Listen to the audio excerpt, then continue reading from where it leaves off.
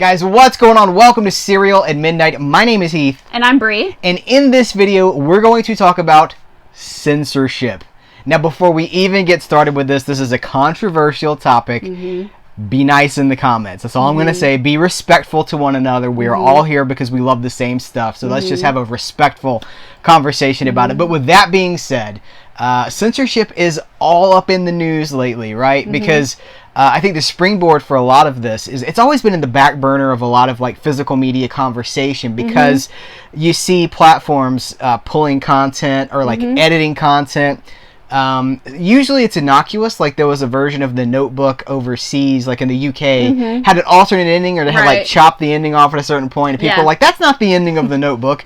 We can be like, here's why streaming can, like, this is why physical media trumps streaming, because streaming can change things. But now the conversation has gotten even deeper because Disney Plus has, we speculated in our Disney Plus overview that, like, will Song of the South be on the service? And now we know, no, it will not be on the service. I'm not surprised.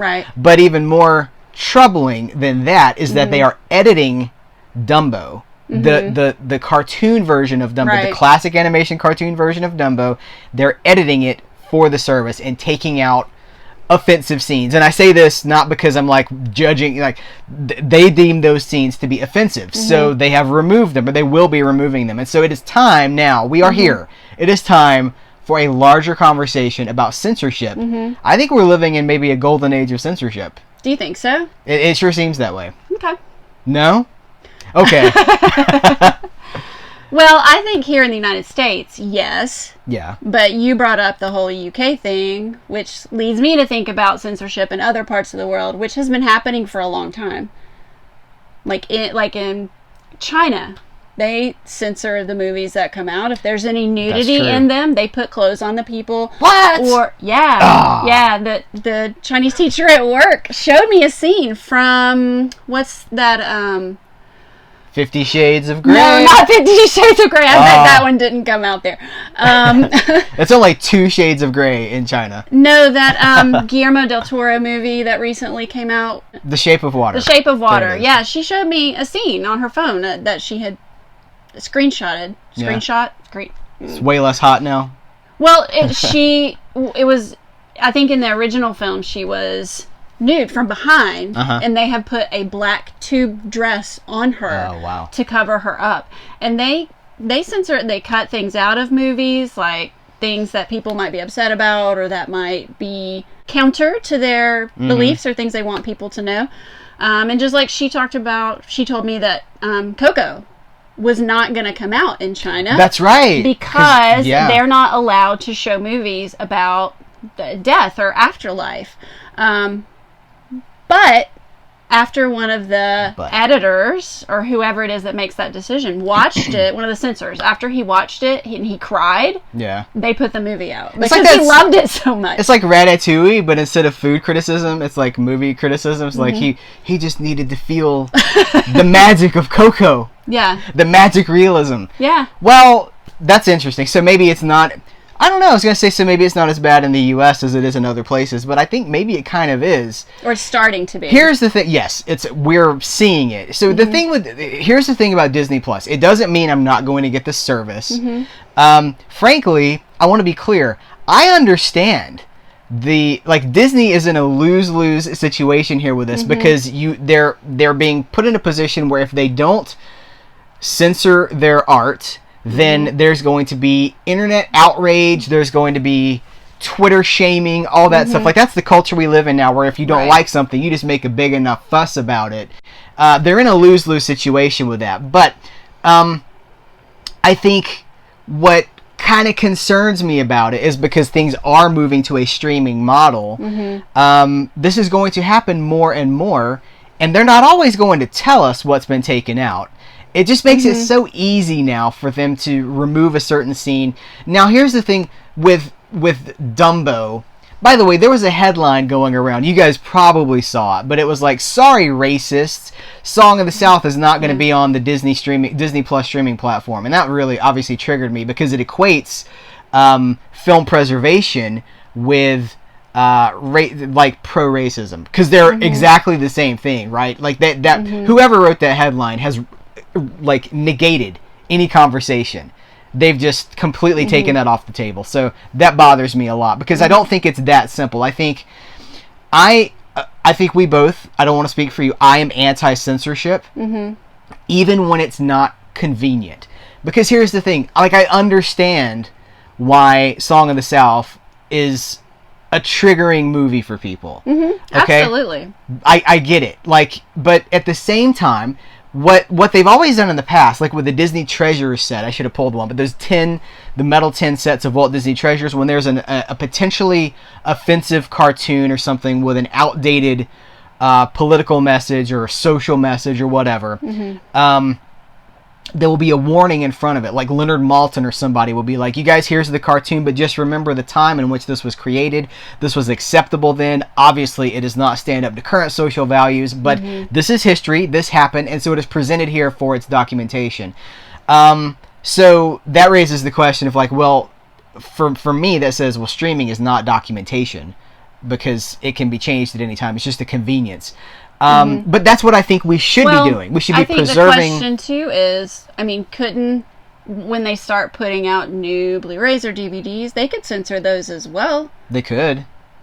I mean, that seems to not be the case, though, because like Dumbo just came out again, I believe, recently on Blu-ray. Listen, this is not censorship that I'm about to talk about. Okay. This is not censorship, but it's along the same idea of something being altered. I mean, Star Wars and George Lucas went back and altered his films, and now you can't get the original versions, right? So, but then you have to ask the question, which is the challenge for me. I mean, it is about preservation and art. So who owns it? Who gets to do that and make that decision? If they own that piece of art, it's theirs that they created.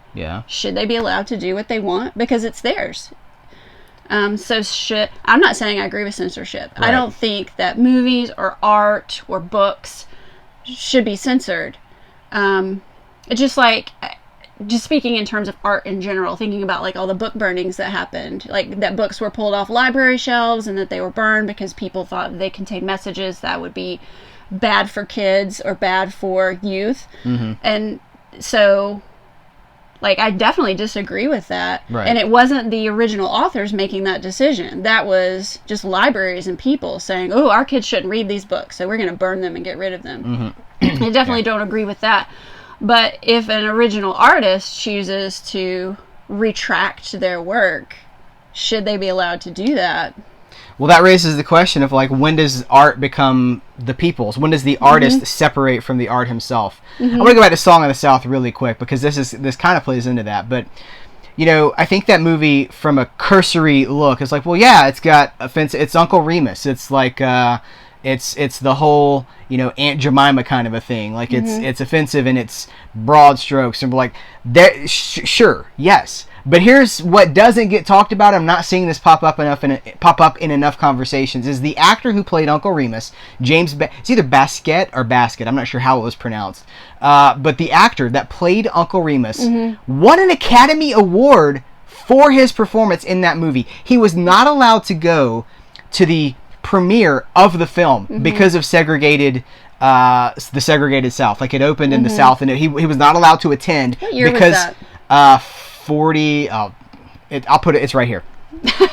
So, but Walt Disney, who had cast him, the man, Walt, fought for his rights to be there and pushed for his equality, and he eventually won an Academy Award, and then he died he died like a month later. It was just days later. He died very young. Diabetes, like heart failure and stuff.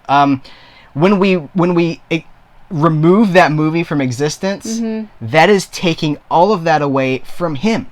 Not just from us, but from him. His achievement, that civil rights moment, whatever that was, we're just ignoring all of it. I don't believe this is inconvenient, so it doesn't exist. Well, I mean, that's like editing history. Just just on the broad scope, like if you just don't want to talk about uncomfortable things that happened in the past or in history, then you run the risk of people not being educated or not knowing about it and repeating those same mistakes. Absolutely. So, I think that if Song of the South were to be put out, there's a way to do that in which you could include historical context, things that were happening, exactly, why the film was made, all these things, so that people can learn and be like, oh, that's how things used to be. Right. And, we don't want to go back there. We don't want to repeat it. So, right. all the people who did, blackface and stuff like that. Like, if you edited that out of our history and we're like, well, that's uncomfortable and we don't want to talk about it, which it was terrible, but then younger people are not going to know. Right. And so then they're not going to be able to learn from mistakes that were made in history. So things will just continue to cycle and repeat themselves. Mm-hmm. I think I come down on a place where art should never be censored, even when it's inconvenient. And I'll give you a very personal example. Because arguably this Song of the South stuff and this Dumbo stuff is that's distant past, right? Right. Well, so I did a review on the channel recently for the Street Fighter. It was the Sister Street Fighter collection from Arrow Video, and I didn't even bring this up in the review because there's no way to talk about this without just killing the momentum of what you're talking about. But there's a scene in Sister Street Fighter where they show the inside of this bad guy's lair. And there's a poster on the wall of an obviously underage child in a sexually compromised position. And it's shocking. It's stomach turning. I think we can all agree that children are off limits. Right? And if you don't agree with that, then bye. Yeah, please leave. Children are they're to be protected. And so it was so shocking. And in the I'm sure uncomfortable as exactly. Well. It's on there for 30 seconds and you're just like looking at you're like anything else so you don't have to look at the screen. In the UK, they have laws against this sort of thing. Arguably for a good reason. Yeah, totally. But then they have trimmed that out of the film. So they have now censored that. Is that the right thing to do? Where do we draw the line? Because obviously I'm against it, but then my fear is well, if you cut this, you've taken out the scissors, where do you stop? Well, I've started here. Let's go ahead and do this too. That's why I think it's better to just have a hard rule. There's a lot of people watching this channel. They're into cannibal movies, hardcore, B movies and stuff like that. And there are a lot of cannibal movies where they would go into the jungle in the 70s or whatever, and what happened with animals and stuff like that. It really happened on film. And I do not advocate cutting that out because it's inconvenient for me. I just choose, I don't want to watch some of that. If they're going to eat a turtle on camera, I don't want to see that. So I'm just not going to watch that. Yeah. But do I have the right to say, well, no one gets to see that because I think it's offensive? Now, and again, obviously an underage child is offensive, but I feel like it opens the door for a very dangerous precedent. And so I tend to find myself advocating for no, just warn about it, put disclaimers up, educate. That's, I think, educate and make people aware of what it is, so we have context. When you just pretend it's not there, you have no context. There's no ability to, like you said, to learn. It's just dangerous. Forgetting, ignoring. I don't think that's ever the solution. Right. But that's where we are, and it's happening more and more and more. So, what do you think about the Dumbo thing? Because obviously, that scene. I know, I grew up loving those crows. Those are obviously, by today's standards, those are racially insensitive crows. Yeah. I believe one of them's name is Jim Crow. Oh my gosh. Yeah. I forgot that. It's not even, I don't think they say it in the movie, but in the credits. It's okay. But as kids, obviously, we weren't being yeah, that's a, you tell. So, I don't know. I don't know what's right. I'm inclined to stick with my just put up a disclaimer. Let Leonard Maltin come out and be like, remember in the 1930s, whatever. Yeah. But But then for a streaming service, when you have like kids can access this, right, it's a whole different ball game, right? I think that's part of the problem that we're experiencing now, is that so many kids are just streaming things and watching things without supervision, without any parental supervision, or like families are not watching things together anymore. So parents the tablet is the babysitter. Yeah, so parents are not having, and we're not saying that's true for everybody, but that's just a lot of what's happening. We do see a lot of there's no parents parenting. So parents are not having conversations with their kids about like, you know, this is not, because I remember my parents, when we watched things together, we would have conversations about things that happened and things that were morally acceptable in our opinion. But I also think we were lucky because we did grow up in the latchkey generation. There were a lot of kids that we knew who had two working parents. Yeah. We were blessed to have that. Yeah. Because I have friends who look back and think, who were like that, latchkey kids, and think like, I can't believe I watched that when I was this young of an age. We're the generation where kids were watching Freddy at like 8. Yeah. Yeah, so I think that that's part of it, is we've moved to a place where parents are not taking time to have those conversations with their kids and educate them and talk to them about their own morality and their own beliefs. They're not teachable moments. So now we're in a place where people feel the need to legislate morality. Oh, yes. Mm-hmm. Yeah. Yeah. That we see that on Twitter every single day. It's like morality by mob rule. Like, right, or even laws like government. That's true. Legislating morality, where it becomes the state's responsibility, or or Disney's responsibility to. Yeah. I think we've done about all we can do here. It's a tough conversation. It's a very tough conversation. I don't necessarily think there are easy answers to it. No, there's not. I don't think it's a clearly right or wrong thing. I think that there's a whole lot of gray here, and there's a whole lot of stuff that's icky, and that's messy, and it's challenging. It is challenging. So we open it up to you guys again, respectfully. What do you guys think about what we're seeing in the age of censorship as it's appearing now on our streaming services? Content disappearing, content being altered for the good of the people. Right. It's we would love to see your comments. Yeah. But kindly comments. Everyone has different opinions, and you may not agree with us, and that's okay. But you can kindly and politely I don't even discuss. know that we necessarily agree with each other 100%. It seems like I think we do, but we both have different perspectives on it. We have different. You're coming from like an art standpoint. You're wearing your Frida Kahlo shirt because she was an outspoken artist. And was she censored? Was Frida? Well, her artwork, no, because her artwork was reflective of her own personal struggle. Yeah. But her husband was. Yeah. He was censored when he painted the Man at the Crossroads mural for the Rockefellers. I almost said Diego Luna, but no, his name. Different Diego. Diego Rivera. Yes. When he painted that mural for the Rockefellers, and he included Lenin in it, among like a huge group of other people, and they asked him to take Lenin out, and he refused to. So then they just tore the whole mural down. Which again, all this raises the question of like, is entertainment art or is it product? Well, that's the question. Who owns it? Yes. Like, was that Diego Rivera's because he came up with the concept, or was it the Rockefellers because they commissioned him to do it? Who paid for it, right. Because they commissioned him to do it so they could do whatever they wanted. Yeah. So is Avengers Endgame art, or is it a blockbuster product? I mean, really, I think it's both, but one of them has to take precedence over the other. So, this is tricky. Hard. This is tricky, you guys.